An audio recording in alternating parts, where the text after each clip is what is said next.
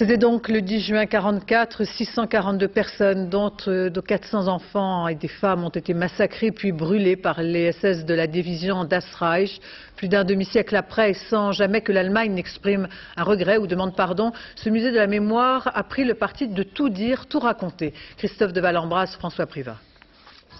Le centre de la mémoire d'Oradour-sur-Glane, l'aboutissement d'une volonté depuis un demi-siècle, d'énoncer devant l'histoire l'horreur d'une guerre. Ici, tout est mort. Une ville incendiée, fusillée, torturée. Au lendemain du massacre, le général de Gaulle décide de conserver en l'état les ruines d'Oradour pour témoigner. On tourne les premières images qui fichent dans l'histoire les vestiges de la barbarie SS. Ils ont rassemblé toute la population sur cette place. D'un côté les hommes, de l'autre les femmes et les enfants. Les hommes, on les a emmenés dans des granges et abattus. Et puis on a mis le feu à leurs cadavres. Les femmes et les enfants, on les a rassemblés dans l'église. Et on les y a mitraillés et brûlés vifs. 50 ans plus tard, les ruines du village sont toujours là. Mais des 6 rescapés du massacre, il n'en reste que 2 qui peuvent encore témoigner, dont Jean Dartout. Son récit, devant la grange où il aurait dû périr, permet de prendre réellement conscience de l'horreur vécue par les habitants, fauchés par les rafales SS. On a entendu des voix qui parlaient, qui pleuraient, des plaintes,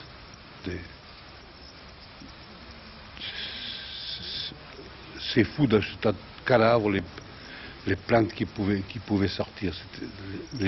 Beaucoup de gens étaient encore vivants. Et là, ils ont mis le feu. Aujourd'hui, les collégiens qui visitent les ruines d'Oradour connaissent les faits qui s'y sont déroulés. Mais la guerre est bien loin de leurs 13 ans. Ils ressentent la cruauté qui a dévasté le village sans réellement pouvoir comprendre. C'est mort, ça veut rien dire.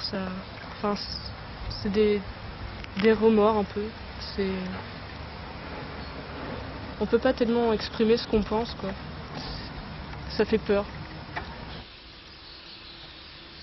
Dans les couloirs du centre de la mémoire, les clés du village martyr. Le contexte historique expliqué en détail, des photos, les témoignages de ceux qui ont échappé au SS. Tous les éléments nécessaires pour comprendre ce qui s'est passé à Oradour-sur-Glane.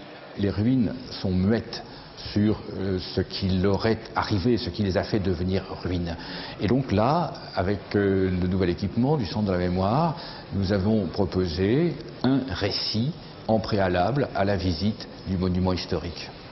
Le Centre de la Mémoire est désormais la porte des ruines d'Oradour. Mieux que de ne pas oublier, il permettra aux générations à venir de comprendre.